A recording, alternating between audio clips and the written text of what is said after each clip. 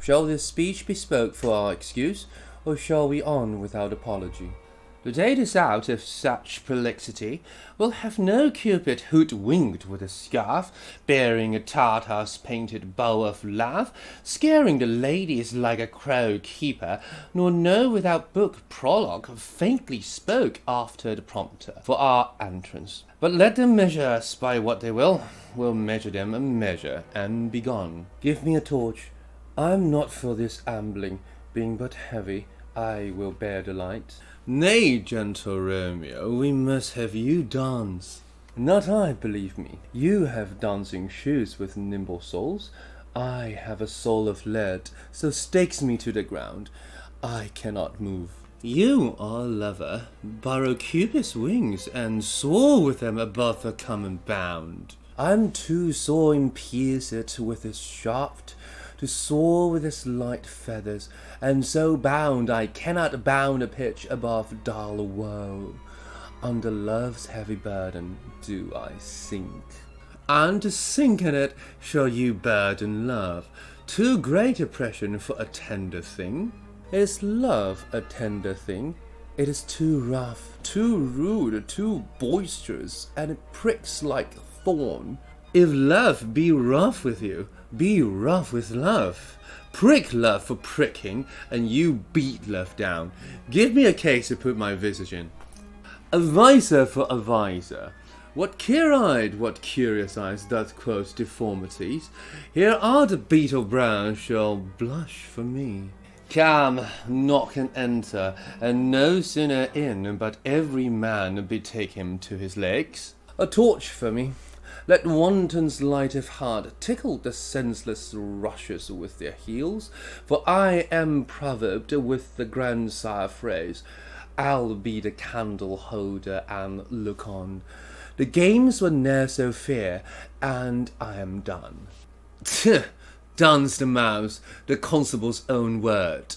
If thou art done, I will draw thee from the mire of, save your reverence, love, wherein thou stickest up to the ears. Come, we burn daylight. Oh! Nay, that's not so. I mean, sir, in delay we waste our lights in vain, like lamps by day.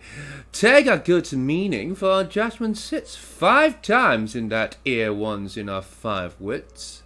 And we mean well in going to this masque, but 'tis no wit to go. Why, may one ask? I dreamt a dream tonight.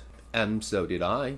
Well, what was yours? That dreamers often lie in bed asleep, while they do dream things true. Oh, then, I see Queen Mab hath been with you. She is the fairest midwife, and she comes in shape no bigger than an agate stone on the forefinger of an alderman, drawn with a team of little atomy over men's noses as they lie asleep. Her chariot is an empty hazelnut, made by the joiner Squirrow, old grub, time out of mind of fairies' coach makers.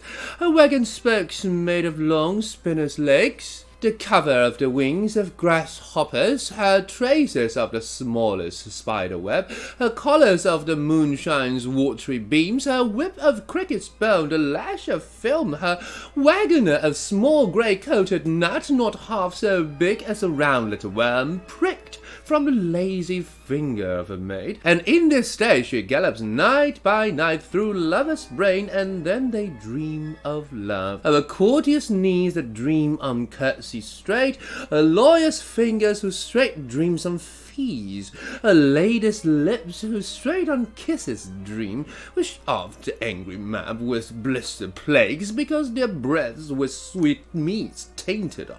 Sometimes she gallops over a courtier's nose, and then dreams he of smelling out of suit. And sometimes comes she with a toothpick's tail, tickling a parson's nose as he lies asleep. then dreams he of another benefice.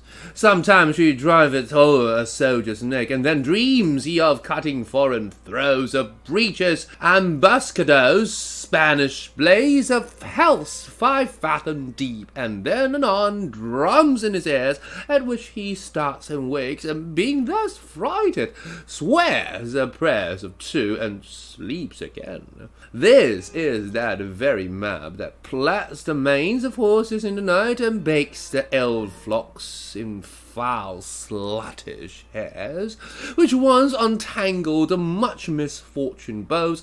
This is the hag, when mates lie on their backs, that presses them and lends them first to bear, making them women of good carriage. This is she. Peace, peace, Mercutio, peace.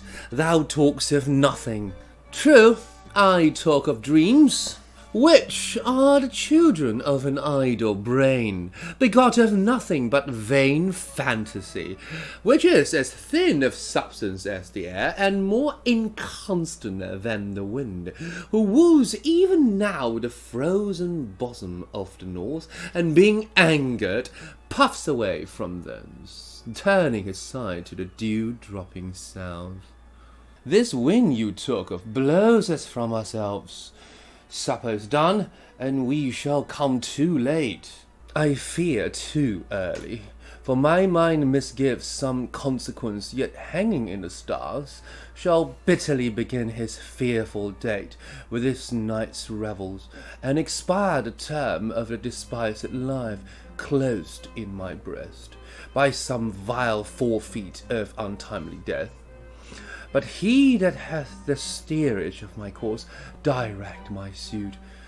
On, lusty gentlemen, strike, drum!